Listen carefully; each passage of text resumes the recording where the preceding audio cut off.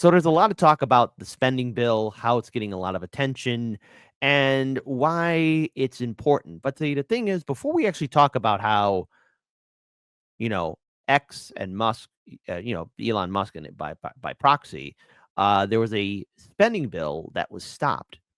Now, the thing is, there's been talk about new media and its impact on our society, on our culture. And that is like, let's face it, we're all plugged into our cell phones. Now, on the one hand, yes, we're able to communicate with each other faster. But as I've learned from my elders, and that this is not how people should communicate. Take 5 minutes to put down the phone, but there's a bigger thing at hand here. It talks about the extinction of the full on establishment media operation. Because as it stands right now, MSNBC, its viewers still haven't returned. Now, I've done a couple of segments about the downfall of corporate media, especially after November 5th. And since then, after November 5th, the numbers are not improving. BSDNC, CNN, but specifically MSNBC, as we all know it, is struggling. And even Comcast is trying to, well, ditch it. So I think it's only fair we bring up this article here so all of you could see firsthand what's happening and what is ongoing. So let's talk about it. So first of all, yes, this is just right now. I only can bring up so much of the article, but MSNBC viewers still haven't returned post-election. Will they ever come back? More than a month after the November election, MSNBC's primetime audience, which dropped by half after Donald Trump's victory, has still not returned. And will viewers come back after the inauguration when the reality of a second Trump term sets in? Or has the audience abandoned the network for good, signaling a further shift away from traditional media? Either way, the numbers are stark. MSNBC's total primetime audience has fallen a shocking 55% from November 4th through December 15th, according to the latest Nelson figures released on Tuesday. Now, this is important, and this has to be discussed because as corporate media, it has for a long time been the standard bearer of how Americans get their news. And we could thank Bill Clinton and the Telecoms Act for creating the environment that we have right now. But going forward, it cannot keep up with the ever-growing opinions of regular citizens and how people are able to debunk stories. I mean, already in real time, while it wasn't on MSNBC, CNN's story about them rescuing that quote-unquote prisoner who then turned out not to be a victim of Assad, but was actually an Air Force intelligence officer, that story was debunked. And let's go through a list of just this one story because I know all of you. Hey, and feel free to type in the comment section as well stories that have been debunked, corporate media stories that have been debunked, because there is a whole tome, not just a few examples, but maybe a whole library of examples where corporate media got things wrong or either that might have faked the story. First of all, that CNN story, number one, that prison was empty. Number one. Number two, somehow that intelligence officer found the right point and right place to be there. Now, either he might have overheard it, or maybe there could have been more of a setup. Again, it's up in the air. But all of you internet sleuths and detectives also notice a few things. And let's talk about the big one, where the rebel security that was with the CNN reporters, or CNN reporter at the time, had to shoot open a lock. Now, to be clear here, that prison was empty. So everything should have been wide on open. Plus, when you shoot a lock, it's not like Hollywood. You know, bullets, rounds do ricochet. And sometimes a ricochet might hit a person and, oh no, important artery just hit and they're bleeding to death. But besides the point, when they get inside the prison, what do they find? They find a man in a blanket. And there's a woman, a CNN reporter, speaking English. Hello, is anyone in there? I mean, the thing is, first of all, you see a blanket, possibly a human underneath it. You don't know what's really underneath it. The last thing you do is poke it with a stick or say, hello, is anyone in there? Guy pops out. Supposedly he's been in there for 4 months and went 3 to 4 days without food or water. He looked shockingly fresh and clean and very well coordinated. Plus, as you, my audience, have pointed out, if somebody's been denied the sight of the sun for like 90 days, looking directly at the sun isn't a smart thing to do. You are going to be disoriented. It is best to not look at the sun or any bright lights. Hell, you want to have your eyes readjusted after 90 days, 3, 4 months without seeing the sun. Brutal. Then, of course, him telling his story, I mean, things just didn't add up. But there's another twist to this, too. The rise and power of new media. And I want to bring up this article here because it's relating to this spending bill that was stopped. And who stopped it? Well, there's Elon Musk, but also users on X, which Musk has declared as the new media. Right now in the past 30 or 40 minutes here that they might try to pull this interim spending bill off the floor and maybe just go with a clean bill. Unclear what that means for disaster assistance. Here's what happened. A post on X by Elon Musk sent shockwaves through the Capitol. House Republicans were trying to see if they have enough votes to pass the spending bill in the next hour or two. Musk posted that anyone who votes yes should lose their office in 2 years, and lawmakers are scrambling. The tweets from Musk, has that complicated this? Well, I mean, I think that there's always a lot of interest in what's happening up here, and massive spending bill. How much you want to bet what's in that spending bill is a lot of pork. Oink, oink, oink, oink, oink. And hold on, folks. Just remember, anything in that spending bill isn't for you. So nothing was lost, but there was nothing in that spending bill for you. Medicare for all? No. Student debt forgiveness? No. Medical debt forgiveness? No. Investing in our infrastructure? No. Perhaps some payouts, loans to wars, and everything else, but you, the people? No. You're not number one priority in their books, my friends. This is more than interest. They're telling people if they vote yes, they should be voted out. The social media world is a part of our politics, and I think members have to expect that. There's going to be a lot of hard votes in the next couple of years. A member of the House Republican leadership told Fox that Musk is not helping. The lawmaker added that Musk has bigger fish to fry than picking a fight with House Republicans. One source said the bill is now bleeding support from the GOP. When asked how many Democrats the GOP needs to pass the bill, a senior aide replied, quote, a lot. Lawmakers who had hurricanes devastate their districts are torn. The fact is that, look, this is a sandwich. I don't know how else to say that. We're being forced into this position. They could have done a standalone. They did this because they knew that it would put members in this position to support it. We're damned if we do. We're damned if we don't.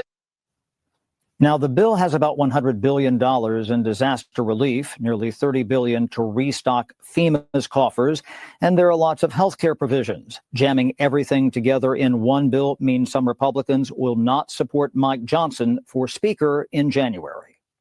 Have any other... This is our power. Now, perhaps, again, this is what happens when people fall asleep, especially when they have the quote-unquote fake euphoria that they got in 2020 when Biden won that election, okay? And one has to wonder and question, well, gee, instead of having people roadblock things like TYT was forced to vote or Sam Cedar was forced to vote, because after all, forced to vote was a thing. March for Medicare for All was a thing. Oh, and how can I forget the 3-day General Strike Summit meeting that was done by RBN? So just imagine our power if there wasn't the roadblocks from Democrats or those carrying water from them. I mean, this is the power of social media. We do have influence. We do have weight. We do have a push and pull. And people are voicing out their opinions now more than ever. I think it's very safe to assume that that's not going to be changing anytime soon. But as I've warned before in the past, there's always that concern, that big old jackboot of censorship, something that, we've all seen firsthand. I know a lot of you have some issues with the social media platforms. And, well, when sometimes you want to post a comment and then, oh, no, your comment's not there. Your colleagues said that they're not voting for Johnson. Any express? I've talked to a few, who don't seem like they're going to vote for him. You have to ask them. I'm not going to betray anybody's position. Will you just vote president or will you vote someone else's? I'll vote for somebody else. Now, Johnson can only lose one vote and still win the speaker's race on January 3rd. Some Republicans ask how things are different with a spending bill like this under Johnson than former House Speaker Kevin McCarthy. The funding deadline is Friday night. Now, let's talk about something else here, because, again, we're going to return right back to the main story here. The reason for the drop, and this has to deal with, again, the downfall of MSNBC. Same article, shout out to Yahoo News, right? Yahoo, remember Yahoo? Yeah. simpler times way back in the infancy of the internet. The reasons for the drop are being widely debated on social media. Inside the cable news networks and in the media ecosystem in general, some viewers clearly feel generally disappointed in the outcome of the election. Others are still angry at the network itself, whether for suggesting erroneously in the days before the election that Kamala Harris was near the winner's circle. Oh, I remember that. Folks, do you remember when corporate media was saying that Kamala had it in the bag? Type 1 for no, they were being fair and balanced. Type 2, no, honey child. They were screaming from the rooftop that Kamala had it and it was a-okay. I wonder how many twos will be in the chat. Come on, let's have some engagement. Or because Joe Scarborough and Mika Brzezinski visited Trump in Mar-a-Lago to mend fences after. Oh, who knows? Well, the thing is, Mika, Joe, when you constantly have anti-Trump and now you got to talk to the president because, surprise, surprise, the media's job is to talk to politicians and other people of influence. You know, you got to bite that bullet and speak to the president. Just can't dismiss him. Still, others might simply be taking respite from the news and will return after Trump takes office, as insiders at MSNBC contend. Oh, my goodness. Claire Potter, professor of history at the New School for Social Research, told a Wrap that some MSNBC viewers, the election outcome feels like a bait and switch. It's sort of an odd conjunction of what cable news channels have offered, which is, you can trust us, come be part of our community. You're safe here. Oh, you're so safe. Do you feel safe with corporate media? Type 3, yes, kid, I do. I feel so safe. Type 4, man, no, I don't. What is that? Don't you give me that BS. We will not only keep you informed, but we will keep you organized and energized to defeat your opponent, she said. That's what's coming in, and the audience is buying it, hook, line, and sinker. And then when it doesn't work out, they get angry. So I'm going to stop here for one quick second. Corporate media. Your whole idea is to keep people in the dark. And when you do nothing but hopium copium, eventually that adrenaline rush evaporates. Now, we here at Hard Lens Media, when I do stories and segments and give my analysis and perspective and my opinion, I expect out of all of you to at least look at other sources of information for you yourselves to be informed. And every day, I am so proud of the interaction that we get from our live stream community or from the comments section, from what we're getting from people across the political spectrum. And yeah, sometimes I get the haters saying, you're nothing but a communist, or you're nothing but a Trump supporter. You're this, you're that. But then I get constructive criticism like, hey, did you see this perspective? Did you see this story here? Or, sometimes when I want my own personal favorite and who doesn't like it, great job, which is pretty awesome there too. But corporate media doesn't do that. See, corporate media constantly wants to make a narrative, control it, and then have you, the people, not question it. Do not question anything. Don't question for the fact about why we're going to war in this region or in that region, or why we're reigniting conflict, or why we're turning a blind eye to a genocide. Don't ask questions about why our politicians constantly do insider trading. What do you expect us to do? Look into it more? Don't ask questions about why certain corporations giving us ad revenue. That's right. Like Big Pharma, Notice a lot of commercials for corporate media. Big Pharma, the healthcare insurance industry. Need I go on? And I think people are waking up. Now, people are angry, they're scared, and they're confused.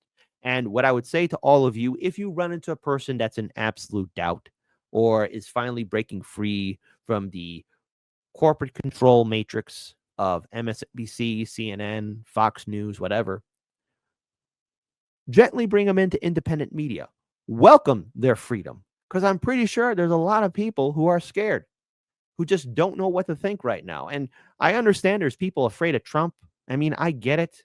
Truly, I do. But you can't let a president live rent-free in your head. All right? The election is over, and whatever comes, we will have to face it together. United we stand, divided we fall. Okay? Now, I also want to pull up a few other things here, too. Paired with the precipitous drop in linear viewership, with streaming growing to a record share of 41.6% for November's TV viewing, per Nielsen's Gauge report, Potter said she's unsure whether audiences will return in the kind of numbers that the linear corporations want, pointing to MSNBC being one of the several cable assets that NBC Universal will spin off into a standalone, publicly traded company. That is not good. We call that's a no bueno. No bueno, a no bueno. All right.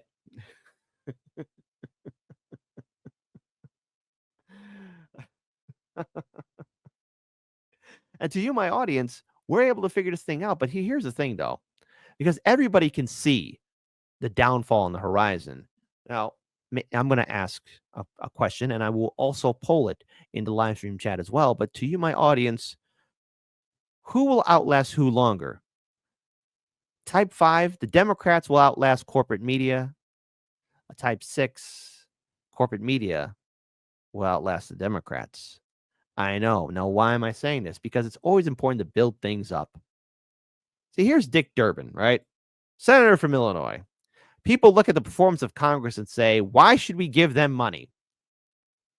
Senator Dick Durbin says, what about the media? Half your listeners aren't there anymore, and you're still getting the same paycheck. I mean, my God, is the relationship over? Is the honeymoon phase over? Members are giving themselves a pay raise. Do you guys deserve a pay raise? Well, that's news to me. It's good news. You know, what has it been, 10 years or 14 years of no COLA, no change at all? I think it's about time something's done. You support giving yourselves a pay raise. How would I not know about a pay raise? But I mean, people look. Don't you find it funny? He's like, oh, yeah, we do deserve a raise. You do deserve a raise. I mean, come on. Congress is saying, oh, give us money. Give us money. Please, please, please. Give us money. I mean, really, give them money? Why should we give them money? All right.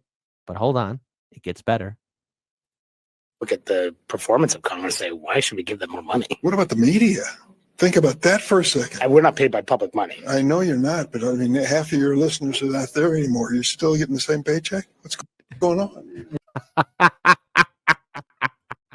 We call that Oof. Oof. Oof. Oof. Oof.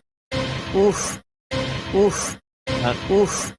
Now, hold on. Mastermind Hour says Dick Durbin has been hitting the bourbon. Gee, Dick, have you been drinking the bourbon? Dick, you getting yourself another paycheck?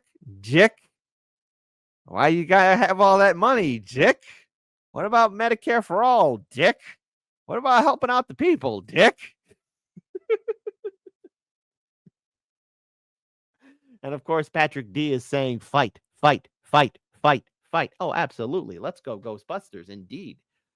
But see, that's the delicious part of all of this, is that I saw this coming a mile away with the Democrats falling apart, corporate media falling apart. The viewership is in full decline, and they did this to themselves.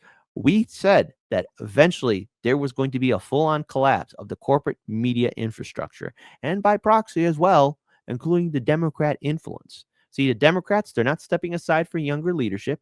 The Democrats are incapable of understanding why they lost so badly on November 5th. And the thing is, it cost them dearly. Now, I take no joy. I don't. Well, a little. Hold on. I want to have some good karma here, okay? I'm overall satisfied with the conclusion of what we saw on November 5th.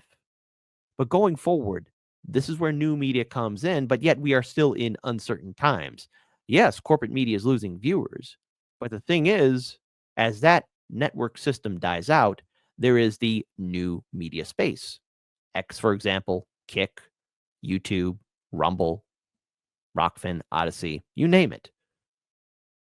But then there's a thing called the algorithm and how independent media is still censored and suppressed. We're in a fight here, folks. We're in a fight to try and inform others to build a better future. And I've had a couple people say, well, shouldn't independent media be leading movements for change and social power? And on paper, that sounds great. Now, I'd rather do stories about regular citizens like yourselves stepping up and leading movements and organizations not connected to Washington, D.C. It's not about clout. It's not about who's doing this. It's more about informing people on how each of us in our own right can rebuild our communities. MSNBC doesn't do that. CNN doesn't do that. None of the corporate media institutions do that. They report the messages and then they expect you not to question anything. George Carlin was right. They want you smart enough to run the machines, but make sure you're not smart enough to question why things are the way they are. MSNBC's downfall is inevitable. CNN's downfall is inevitable. The rise of new media is there, but it is in uncertain waters as there's a jackboot of censorship. We're in some very interesting times here, folks. Sink or swim, fight or die. And Hardlands Media is going to be here.